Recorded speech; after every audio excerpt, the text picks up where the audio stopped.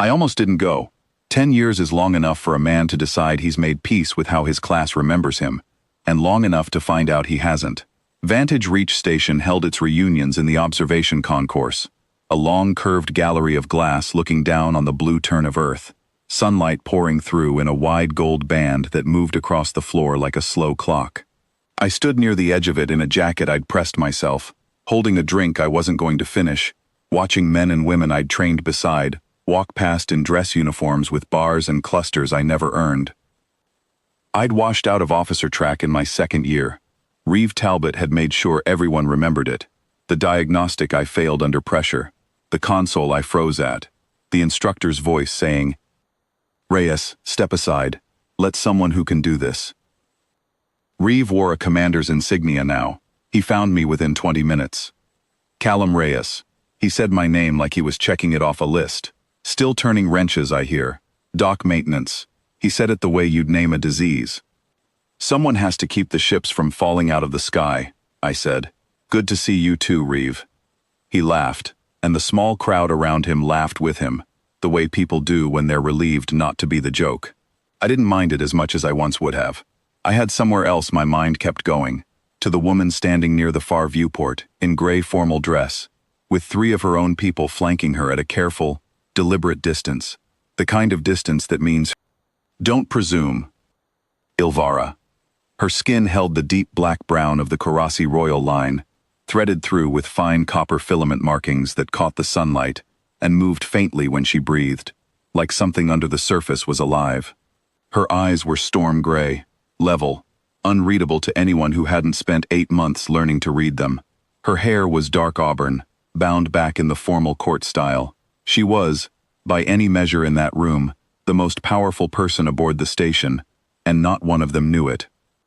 Neither did they know that 6 weeks earlier, in a chapel with no window and no ceremony, she had put her hand over mine and told her personal guard, in her own language, that I was hers, and that the treaty announcement could wait until her council was ready to hear it, without posturing over it.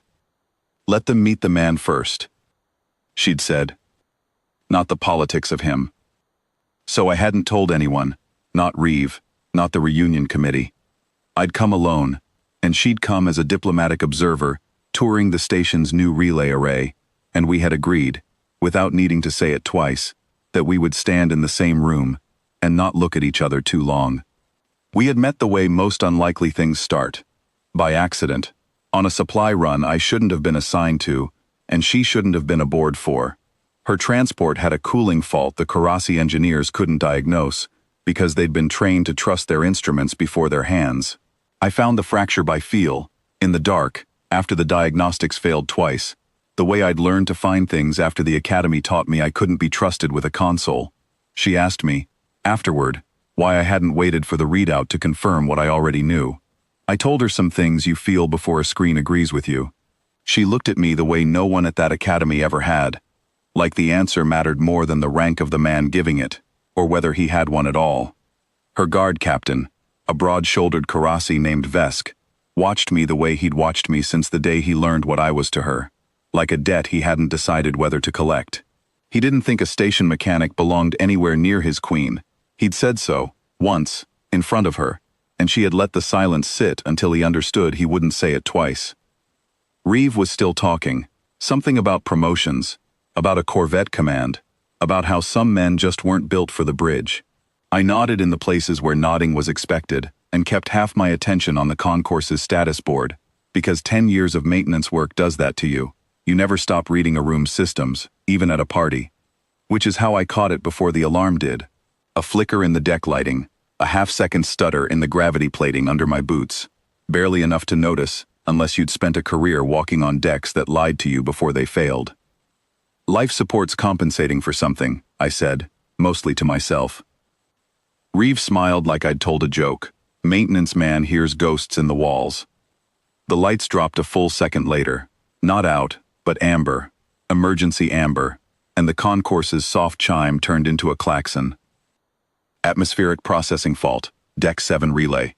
All personnel to designated shelter zones. The gold band of sunlight through the viewports kept moving across the floor. Indifferent. while 200 people in dress uniforms discovered that panic doesn't care what rank you hold. I moved before I decided to. Not toward the shelter doors, toward the maintenance junction I'd clocked the moment I walked in, because old habits check exits before they check drinks tables. The relay housing was old design, the kind Vantage Reach still ran, because refitting cost more than anyone wanted to spend, and I knew exactly which valve stuck when the pressure differential spiked. "Reyes, that's not your station anymore," Reeve said behind me, and there was something almost like fear under the mockery now. "No," I said, "it's yours, but you don't know which valve to turn, and I do." I went in with my belt kit, because I still carried one, 10 years out of uniform, and I'd never once stopped carrying one. The junction was tight, low-lit, the kind of space nobody in a dress uniform ever crawled into, and the housing panel came off harder than it should have. Corroded fasteners. Another line item somebody had signed off on skipping. Behind me, I could hear the concourse's klaxon rising a half tone, the sound a station makes when a fault stops being theoretical. The relief valve was fused half shut with age, and had been bleeding pressure the wrong way for God knew how long. Someone's deferred maintenance ticket, somebody's budget line, the kind of quiet neglect nobody notices until a room full of people are breathing the wrong air. I got a wrench on it, hard, and it didn't move. I braced my boot against the housing and put my whole shoulder into the second strike, and felt something in the corroded seat begin to give. The third strike broke it loose. The hum of the processing unit dropped back into its proper register, low and even, and behind me, the amber lights along the concourse ceiling eased back toward white, one bank at a time, like a held breath finally let out. When I came out, the concourse was still, not the panicked stillness of a moment before, a different kind. Vesk was standing closest to me, and his face had the look of a man recalculating everything he thought he understood. Ilvara had crossed the floor. She didn't touch me. Not there. Not in front of that room. Not yet.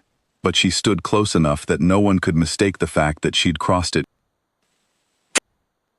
"That valve," she said, in the station's common tongue instead of her own, loud enough to carry, "has been on the maintenance backlog for 6 months. You knew where it was before the alarm sounded." "I used to fail diagnostics for a living," I said. "Figured I'd get one right eventually." A few people laughed. The wrong laugh this time, uncertain, because the joke didn't land the way they were used to laughing at me. Vesk stepped forward and did something I hadn't seen him do in 6 weeks of watching him resent me. He inclined his head, the formal bow reserved for a consort of the crown, the one she'd told me he'd refused to give in private. "My queen," he said, and let the words sit in the room until every uniform in that concourse understood what it meant. Your choice held the station together, while the rest of us stood in the light and did nothing. Ilvara looked at Reeve, who had gone the color of old paper. "He froze once, at a console, when he was young," she said. "Today he did not freeze. I did not marry a rank, Commander.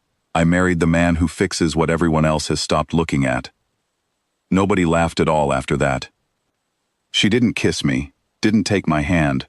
That would come later, in private, the way we'd always done things. But she stood beside me in the gold band of sunlight moving across the concourse floor, in front of every officer who'd ever called me unfit for anything, and let them watch her stand there. Reeve didn't say another word to me for the rest of the reunion. I didn't need him to. I had already gotten what I came for, though I hadn't known it walking in.